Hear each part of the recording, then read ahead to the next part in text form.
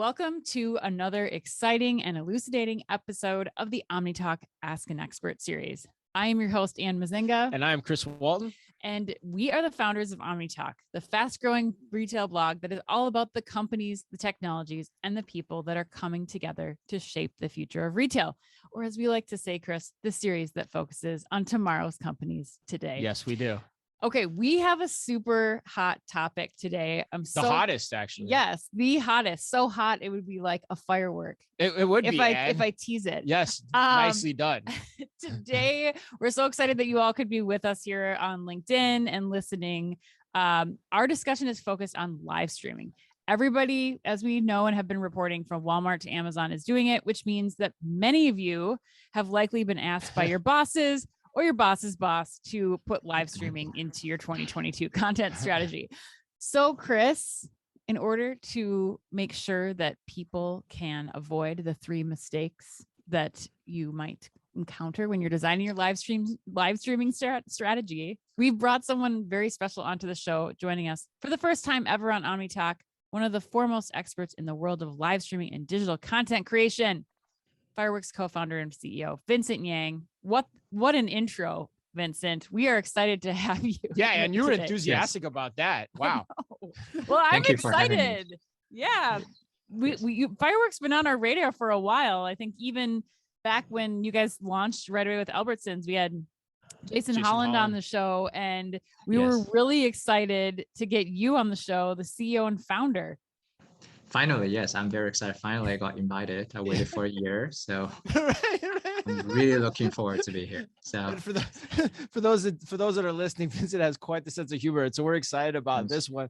Well, Vincent, why don't we start out? Why don't you tell us about your background? Because I think Anne might have actually undersold it a little bit, as enthusiastic as she was. I mean, you are quite possibly one of the foremost experts on the concept of live streaming in the marketplace right now. So tell us about your background and how you came to be at Firework. Yes, so I've been an entrepreneur after in the last 8 years. So before I co-founded Firework, I built a business called Livestream. It was the largest predictive analytics company. I raised over 100 million and ended up getting acquired by a company called ZoomInfo. And prior to that, I spent most of my time with investment banking like JP Morgan's and private equity firm like Summit Partners. So during my 6 years over there in finance, I started to look at so many businesses across China and also in the US. So then after I sold my last company, I've been looking at what's the next big things. And then one thing that caught my eyes was short video and a live stream due to one of my trips back in China, because I was born and raised over there. Okay. And then I suddenly to see, I'm sure you all know live streams a lot come from China, the way how Taobao, the way how Alibaba did it. So when I was there, I was amazed by how all of my friends, even my parents, right, they're all shopping using Taobao and watching the live streams. That's why when I come to the US and say, you know what, this is something that, eventually is going to come from the East to the West.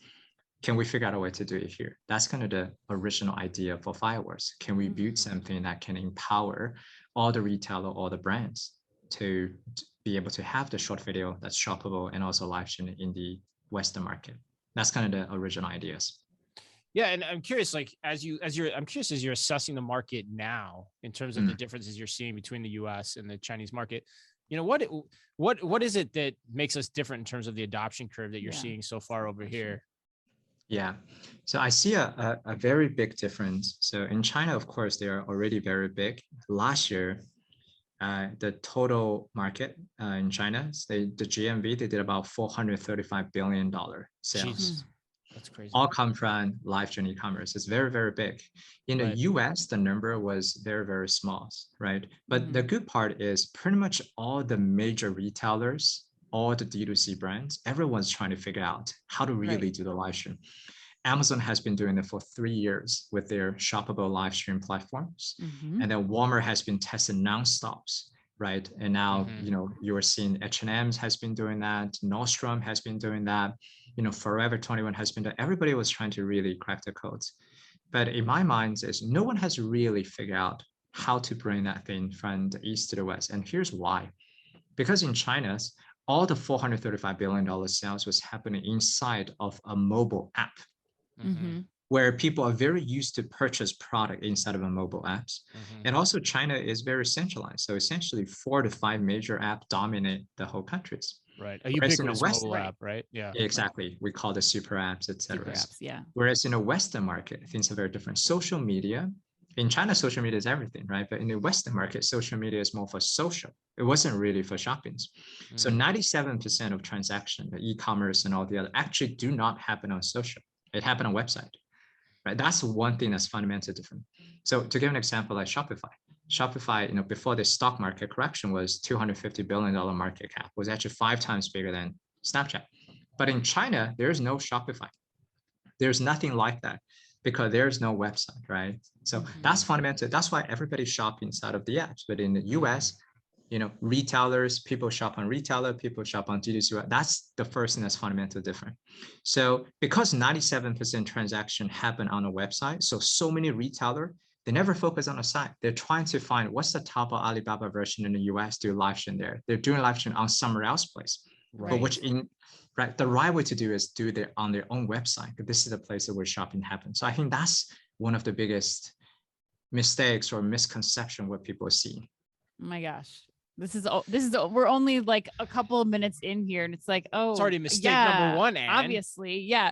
Well, Vincent, so the name of this event is called 3 Mistakes to Avoid when designing your live streaming strategy. So you've already kind of hinted there at one major thing that people should consider, but I'm wondering if you can just go into some of the mistakes that you're seeing brands and retailers make. And a quick note before I have you answer, for those of you watching, if you have questions that you want to throw in for Vincent and the Firework team while we are talking, please put them in the chat to the right and the team will be answering throughout the conversation. So just a quick note to do that. But Vincent, if you will, fill us in here. What are the other major mistakes that you're seeing brands and retailers? Yeah, I've seen mistakes beyond 3. I've seen minimal mistakes here. And do you like keep a clipboard as you're watching all the different retailers and you're like checking it off? So, like, hey, this is not good. This is not good. This is not good. Yeah. So where do I start? Because we talk a lot with retailers, with D2C brands in both market. But by the way, our business also cover Asia. So we cover very big in Japan, in India, so in Europe. So, we see the adoption across different countries. Also very interesting to see they're using live commerce in very different ways. But now let's go back to the mistake. I think the first mistake is what I just described is the retailer and the brands are focused on doing live stream elsewhere in other people's apps. But what they should really focus on is in their own app, in their own website. Let's say Albertsons Safeway is their own website, safeway.com. Right. Let's say the Fresh Market also recently adopted Firework. It's on the freshmarket.com because that's the places where transaction happen. So that's the first mistakes, right? Things should be on their own website. Second mistakes, and which is even bigger, is every time when they think about live stream in the Western market, they think about high production costs. They think about, oh my God, live stream, I have to hire celebrities. I have to have like a 10 people camera crews, right? I have to spend 1 month planning. They think about a video is almost like a Super Bowl commercials. If anything is not like the Super Bowl commercial standard, I cannot put it on the website, right? Things need to be flashy, need to be high end, need to be high production, etc. Whereas what you look at in China or in Asia, majority of people when they do live stream is literally have their store associate, have their own employees. It's very different. It's not influencer, it's not celebrity. So to give an example, one of our clients is called Muji. Muji is a global retailer, about $5 billion in revenues in Japan, have over 1,000 stores. They have seen a dramatic decrease of their foot traffic. So they come to Fire to say, you know what, I want to do live stream, but on my website. But I don't want to do the traditional way. I want to bring the same shopping experience that you only seen offline to online. I'm going to have my store associate to do that. So every week, they literally have their store manager, store associate facing the cameras. And when I say the camera, it's a smartphone, right? Yeah, right. And then to talk about that. So the result is crazy because normal people think, oh, you know what, the store, those are not actor, actress. They're able to get people engaged for an average of 20 minutes per session, 20 minutes. And then the active shopping cart ratio is 51%. So the benchmark is average attention span a consumer spend on a website is 2 minutes. For this one, 20 minutes. Even a celebrity cannot people getting engaged with their content for 20 minutes per session. Right. Add to shopping cart ratio beforehand, just not using this is about 1.8% to 2%. Here is 51%. Right. That's kind of the power of doing the live stream in the right ways, which is more authentic. And that's what you just said, the word I was going to ask you. Like, is it the authenticity that's creating that? I mean, don't get me wrong. We're all for low production value here at Omni Talk. I mean, we've made our career on that. So we are 100% on board with what you're saying there. But is that what it is? And I mean, that's kind of what we believe too, is it's the authentic nature of what you're talking about that matters. Is that it, or is there more to it? So I think there's more to it, but authenticity is one of the biggest one that, people talk about. Because there's one thing I always talk to the CMO is everybody is trying to really figure out how to target the next generation consumer, which is Millennial and Gen Z. The way how Millennial and Gen Z are receiving a brand is very different. They have three key topics they focus on. One is transparency, one is authenticity, and the third is community. These are the three key elements, right? And, this Gen Z, they want to block anything they view as ads, right? Because they don't want commercial. Everything, this is stage, this is fake, this is an ad, but they want authentic content. This is very important. Also, they want a feeling of a community. Because live stream, there's another very interesting thing is you can actually chat, you can interact with the host. That's what we do, right? We're interacting with each other. Right. So, that's why on the top, the minimum users are diehard fans. They're not like just coming once and forget about it, right? They're coming back again and again. This is a community feeling that the young generation, they really like. That's another thing that interactive live stream can bring to every single brand. And Vincent, I know we have, retailers and brands listening to this and their advertising and marketing teams on here. I'm just curious, like, what happens when the brand or retailer makes that decision? And is it, are they having to train staff differently? Like, what's involved in that? And then how does Firework kind of come in those instances to kind of bridge that gap a little bit? Yeah, I would say that's a very good question. So I will use two examples. Once it's in Japan and once in the US, because we're in a little bit different adoption cycles. When I look at a lot of our clients in Asia, they don't even need training. They're very well versed. They're much later stage in adoption. Remember the book called Crossing the Chasm, right? From an early adopter to mainstream. I would say Asia, the East, is really in the mainstream adoption. So all they need from us is literally just the software and also the infrastructure. So from creating the live stream, hosting a live stream, streaming a live stream on their website, inside of their apps, multi-stream to their socials, and also putting on to everywhere else. They just need that. But in terms of content, at least our clients in Asia, they're very used to have their store associate doing themselves, right? We only offer some small guidance. We give them some playbook, we give some best tip, and that's pretty much it. Whereas in the Western market, people are a little bit, I think, 2 years behind. They still hold a view about, in order to do a live stream, they need to have a studio. They need to go to Hollywood, right? So it's very different. So for those cases, we still help them. What I find is I built up a 30 people team, just what we call the production houses. So we are actually helping these retailer, right? Let's say Albertsons and other, we actually help them to create content. We actually even help them to do what we call managed live streams. So essentially our team go and do the whole live stream for them, right?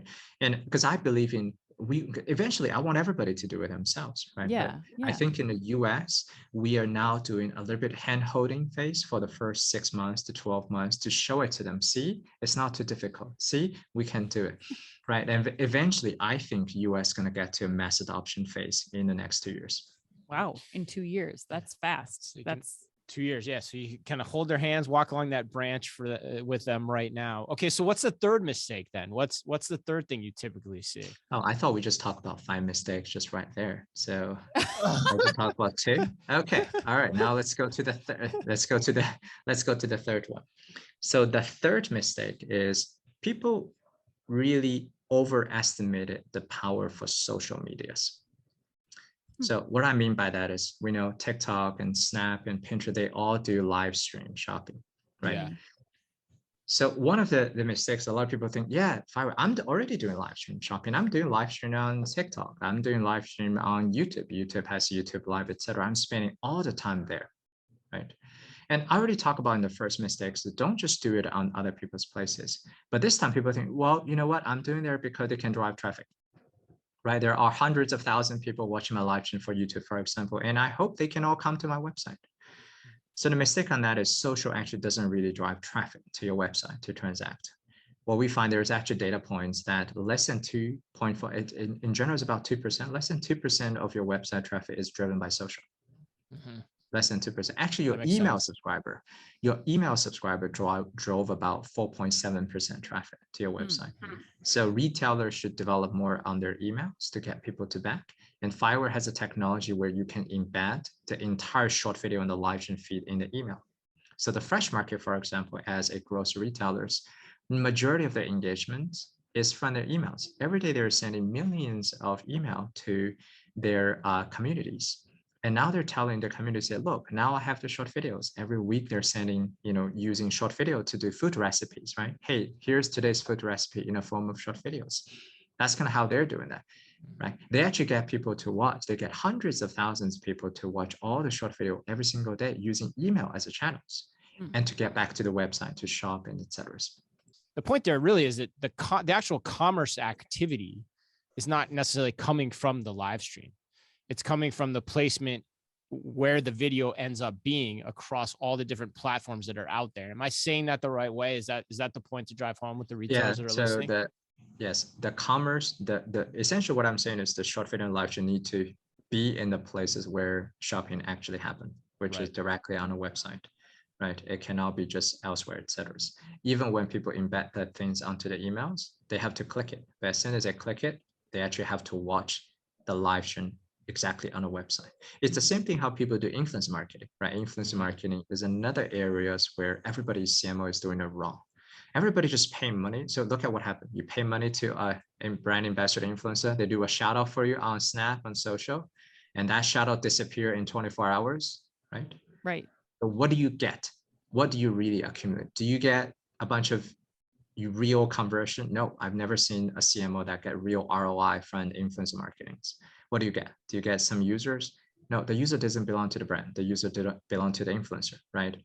But the post disappeared, right? And people say, well, but I put on YouTube. YouTube is always there. But YouTube algorithm deprioritize on content after 24 hours.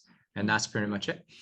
So do we get it right? So do you actually get user? No. Do you own the user? No. Do you get the shopping? No, right? So that's also a wrong way. But the right way to do that is you still leverage your influencer program, have people to do shout out. But again, I think, Chris, as you said, drive people to the website, right? When they are watching the live stream, bring them to the website to watch the live stream. I'll give you an example. Kylie Jenner has a Kylie Cosmetics, right? She's starting to learn how to use the live streams, right? She has huge following based on Instagram, but of course that's a real asset.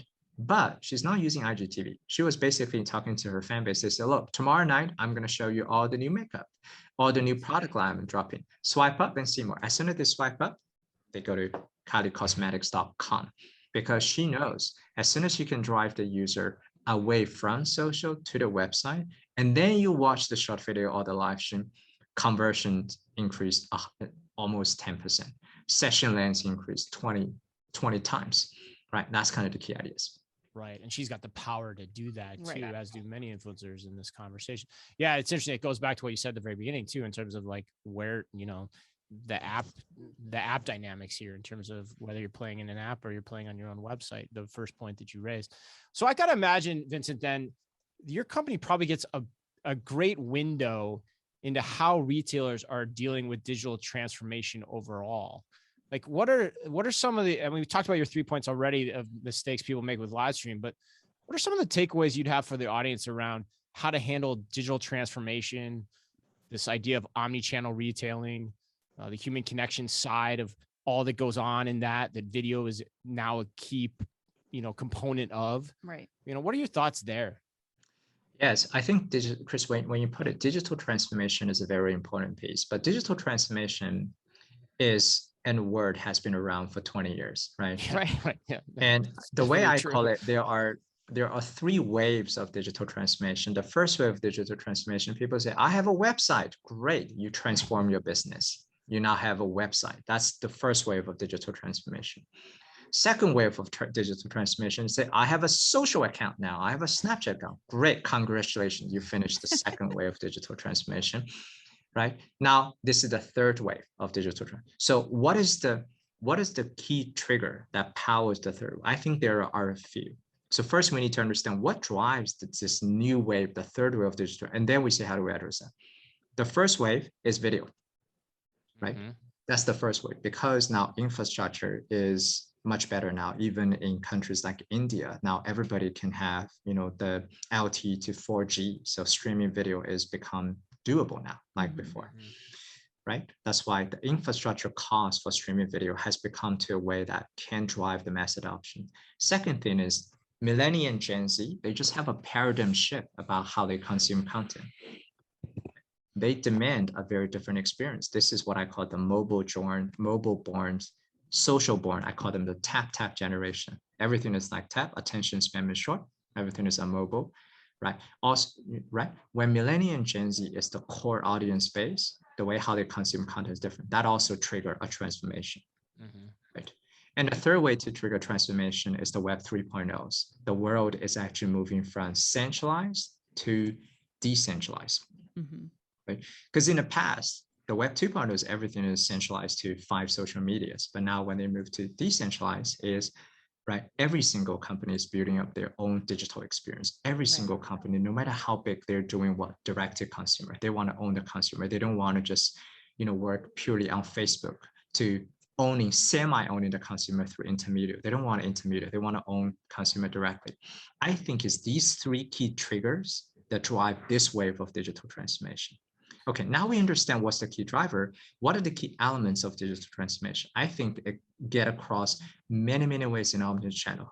Number one, how content was discovered on the website need to be changed, right? How you deliver content needs to be different. It's not image, it's not text, it's not traditional video, right? It needs to be short video and interactive live stream. Second, how you do advertising, how you do marketing need to be changed. Because before that, you're just buying ads, buying traditional banner ads, right? You're buying pre-rolls, etc. But now we know millennial, they block banner ads. Gen Z, right? Everybody was trying to all what they can to block ads. So how do you do ads now? How do you drive more traffic? Right? Last generation, we do a lot of media buy on Facebook and Snap. And now with the new privacy changes coming from iOS and Android, it's very difficult to buy the right audience on social anymore. So what do you do again? Right? That's the second, how you do media. Right? And the third is how you do social, right? We all need to have a second look about social. Now we know, right? The more deeper understanding about social. Social is not everything, right? So that's the third one, how you change. How do you do commerce? Is your shopping experience the most optimized shopping experience on a website? That need to be changed. Right? How do you do influencer marketing? So these are the 5 ways how we talk. What's your on-site experience? How to do social? How to do your current, media buy strategy and everything. That's kind of what I call the digital transformations, and everything needs to be changed. And the Web 3.0 conversation has me going back to, what you said with Kylie too. I mean, that's indicative of that. Exactly. Right. Her taking it from the website. Her preparing for that eventuality too. Right. Exactly. Because now more and more people understand, because before that, they're driving all the traffic to social. And then they realize, what do they get in return? They're helping Facebook to become Facebook. It is. Now what they're doing, they're trying to build their own website to drive the traffic from social to build their own legacy. Otherwise, what do you have? You have a Facebook account, right? And this is the many things I talk many to, because we also have a media business. I talk a lot to publisher media. Many publishers say, what are you doing for videos? Oh, I have a TikTok account. I have an influencer. I have an IG account, right? But again, when I put on my former investment banking account, their multiple is terrible, these publishers. Why investor, why financial market is not interested in investing in those businesses? Because they're undifferentiated. So before the social days, company have 3 to 4 competitors. But now, if you only focus on social, you're competing with 20 million teenager boys and girls who has way more followers than the traditional companies do, right? So again, this is the third way. Well, let me ask you a question, because I think we'd go here, but this is why I love doing the show, because I get to ask things that are coming to my mind, just in the moment. And absolutely. So like part of the way that construct works, right? The TikToks, the Facebooks or whatever, is there an aggregator of all this media, all this content for us, the user. So how how do you think about the fact that, you know, if people go this direction where it's more decentralized, like you say, and they start taking control of their own content, how do they still get the eyeballs to that content? Like, how do they get through the clutter when it's not made as easy for us as we're traditionally knowing it to be? Like, how do I think about that going forward? Very good questions.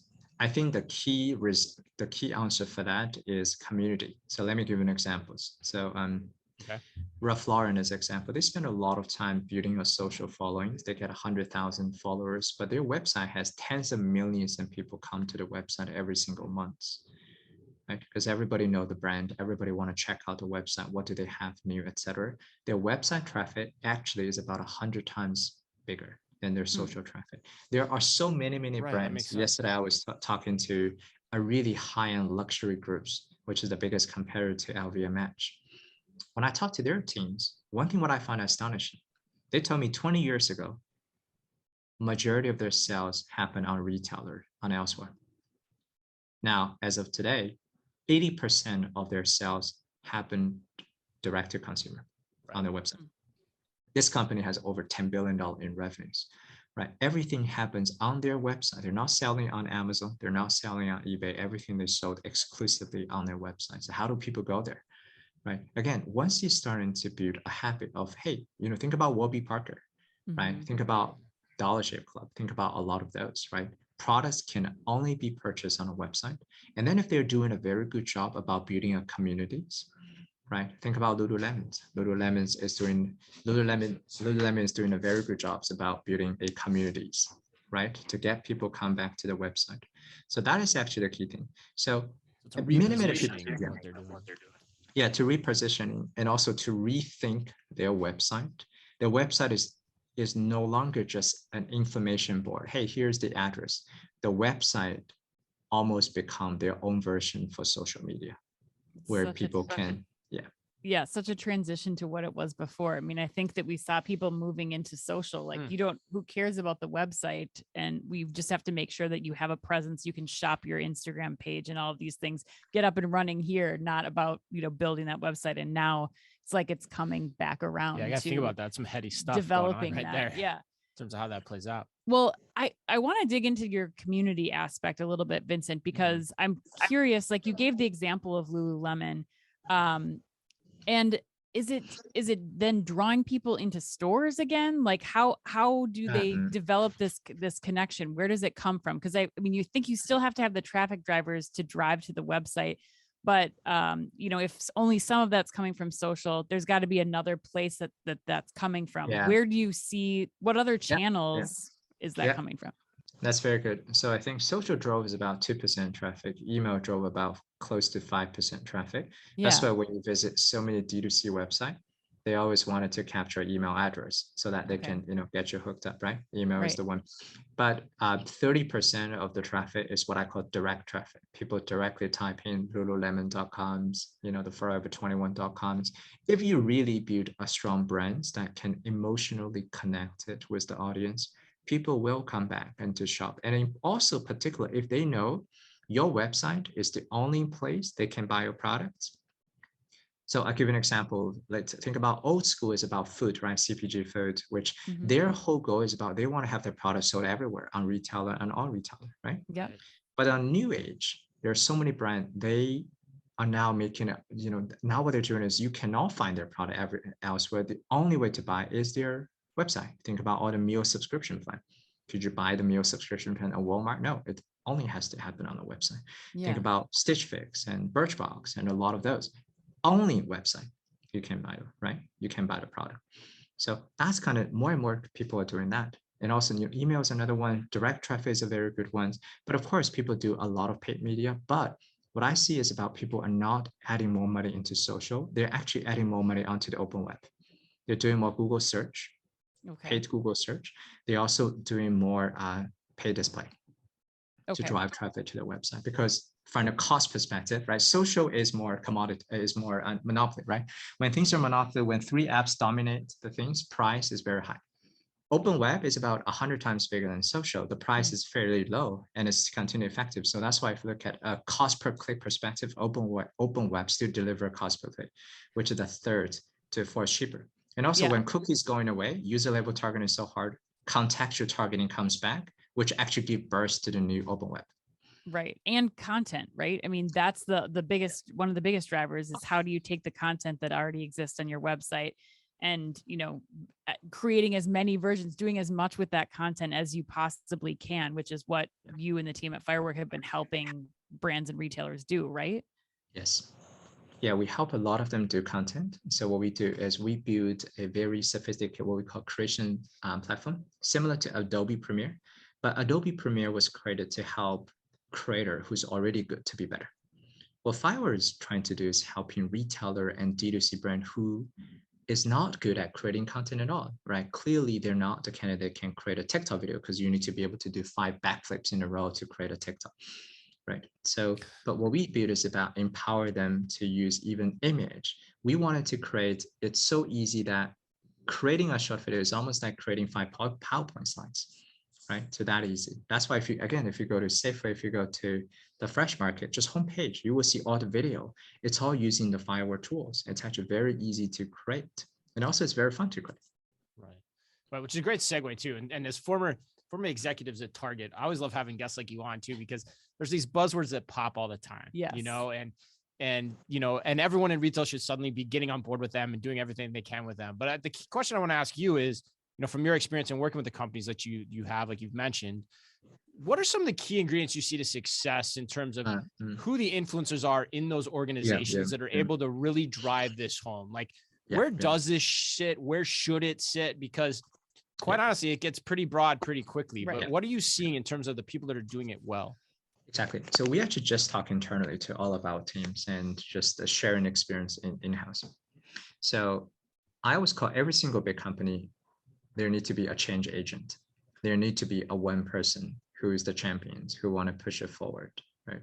So normally on the retailer side, where I see that person normally sits into org, one is chief digital officer. Okay. Right. So the chief, you know, if you look at all the company who are our customer, mostly the buyers are the chief digital officer because their role, right, was really about driving the digital experience, right?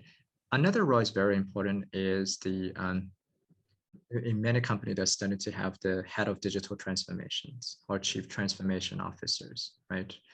A VP of innovations or VP of future shopping. I started to see more and more company. If you look at Lululemon, they have a direct team just called future shopping team. Their whole idea was searching around the world to find what's the next generation shopping experience, right? So they're the one that figuring out short videos, live stream. They're the one that already starting to talk about NFTs, the metaverse, the VRs, etc. So I've definitely seen that team is actually carrying a lot of the way to transform the entire companies. Is one of those better than the other? Like, is it you find it more productive to be going to I the would chief say digital officer than the other side of that? Or I'm just curious. Yeah, I think it, you know, it depends on the company. So most of the company, what I would see is chief digital officers are the one that drive the changes, and they have much bigger org. The innovation officer or VP of future shopping in most of the company, it's important, but the authority they have, right, the influencing power, even when I talk to a lot of them, I realize their influencing power is still limited to it's kind of still on an island, innovations, so to speak. Right, innovations. But if the chief digital officer or the CMO has the innovation mindset, I think that usually you will see a huge change coming out of it. Yeah. Well, Vincent, I want to try to bring this all together here and get an understanding. We talked about what to avoid at the beginning, but how do retailers and brands really know once they've either started working with Firework or they're starting to think about, you know, what their digital transformation of what phase they're in of the digital transformation? How do they know if they're doing this right? Like, what's the right key to, like, what kind of KPIs should they be putting together? Like, how does that all change now? Exactly. So that's a very good question. So let me give you an example. Let's say I use a multi-brand retailer, right? Either groceries or big box retailer.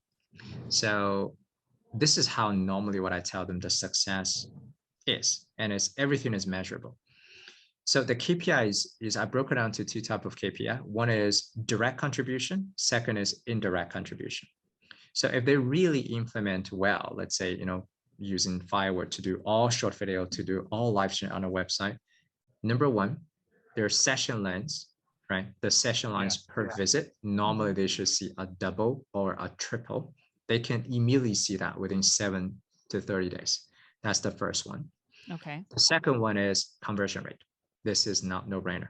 When they do it right, you will see double, triple, quadruple increase on the conversion rate on that. This is also a very good one. The third is the repeat purchase, or LTV, lifetime value for the customers, because you're going to do it in a habit, right? One of the mistakes people do it, only do live stream once. They're testing it once, never do it again. They're like, oh, I tried it once, never worked. I'm like, essentially, you're telling me you upload a video to YouTube, hoping you can be ninja with 30 million followers, and you are not, and you blame YouTube, right? You should blame yourself.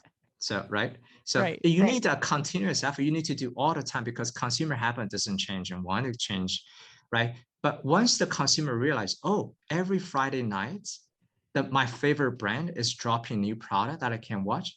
Every Tuesday night on Safeway, I can watch the new cooking shows every Tuesday night. I'm going to go there much more often, whether or not I'm going to buy product or not.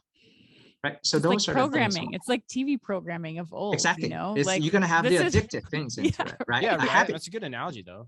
Yeah. Right. So those are the three, what I call the direct attributions, which is session time, conversion rate, repeat purchase. But then there's also the indirect, which is actually very interesting. Many people think live stream is just used for sell product. No. Live stream is also good to use to introduce new products before you even take it to manufacture. There's a company in China, it's called Shein. I'm sure you probably heard of that. It's very, very big. It's actually bigger than Zara plus Gap combined. The one key thing, why can they do such a good job into that, is their inventories are almost zero. They're able to launch thousands of new SKU without holding any inventory. Why? How come? The reason is they're able to predict very well the consumer behaviors using short video and live stream. We Firework are also developing our own predictive models based on just looking at the user engagement for a live stream. We can know with high confidence whether this product going to sell well or not. And then the brand can decide to see how much inventory they want to manufacture. If there's no engagement, you don't need to send to the manufacturer teams. That can do very well predicting the sales for any retailer, any brands. Also, another thing what I see, the indirect benefits is return. For a clothing brand, for example, 30-40% of the product ended up consumer returning that. When you return a clothes or pants, the value goes down to zero. It eats up your gross margins. Right? But when people using short video on the live stream to show it, because I can see it, right? Mm-hmm. I never find on a website, right? Exactly, right? I never find the right size of my pants. But now when I see it in videos, I go, oh, this might not be the fit, that might be the good fit. Right? I've seen clients significantly reduce the return rates. When you reduce the return rates, your margin, your gross margin really doubles, because gross margin for e-commerce is really bad. Not because of user acquisitions. Well, user acquisition is bad too, because there's no repeat purchase. Every customer is all new. That's terrible, right? But the other thing is your return eat up the margin. So if you do well into this side, your entire LTV to CAC is going to improve a lot. Yeah. No, I love what you just, there's one part I love that you said in that last statement too, is like, if you're going to do innovation or something along the lines of digital transformation, in terms of what we've been discussing today, the other key thing to think about is you got to stick with it. Right. You're not going to get it right the first time. Right. And you got to stick with it. You got to refine it. You got to decide what your time horizon is for the analysis. But I think, and because I've lived it, I've seen it. So many retailers think, oh, I'll try it, do it once, see if it works. If it works, I'll get it right. I'm retailer. I'm going to get it right. But it doesn't work that way. You have to stick with it. You have to have the plan and you go to it. So that's wrong. That's so wrong. How to think about doing one time, right? It's almost like adopting a CRM. Many people in the early days of CRM, I'm going to try Salesforce CRM. You know what? Tomorrow I'm going to see, does my sales increase? Right? If my sales doesn't increase, I blame Salesforce. I'm like, no, you should blame yourself, right? It's the same thing how we started a podcast. Let's try one to see, do we have all the, no, it's a repeatable, right? You're going to do on and on. So then people know, oh, wow, every week there's new drop of content. I'm going to come back I'm going to subscribe. I'm going to keep doing that. Yeah. Which is so different than how retailers think, because traditionally, like, they've opened stores. Like, I've got my next store and that's going to be the store I'm going to ride for the next 2 or 3 years, because that's the mentality they're in. But I think it's a great point to close on here. I love that. Vincent, this was, the time has just flown. We've learned so much. it's just so different. I'm so thankful for all of the people in the audience that were able to join us, and for people that will be listening to this, because you have shared so much just about how they really need to shift their thinking as they are approaching what real digital transformation is, what real digital content development is, and then live streaming being one of those factors, but certainly not the only thing to be considering as they're putting together their strategies. I want to note, Vincent, you're going to be joining us at Shop Talk. Firework is going to be sponsoring all of our live streaming from the Shop Talk conference. Firework MC. Yes. So we're going to break down the news each day from the event, including you're going to be on a panel on Tuesday. Is that right? Yeah. Yes. Okay. Yes. Perfect. So Tuesday morning, Vincent will join us around lunchtime on Tuesday. But if people want to get in touch with you and the team at Firework, either at Shop Talk or they want to learn more about Firework, they're so excited by this conversation, they want to talk to you right now, where should they go? Yeah, so my email is vincent@firework.com. Everybody can guess it. Very easy. You can just hit me right there, and or LinkedIn. So I will just on there. And if you prefer to meet in person, I'll be in the Shop Talk for that week. So, and a lot of us will be there. So I would be loving to actually meet over there as well. Excellent. All right, Ann. Well, that wraps us up, I think, Ann. Yeah. Thank you, Vincent. Vincent Yang, CEO and co-founder of Firework. Thanks for sitting down with us today. Thanks to all of you for joining us live for the conversation, who happened to come and be a part of this on LinkedIn today. And as always, to close it up, be careful out there.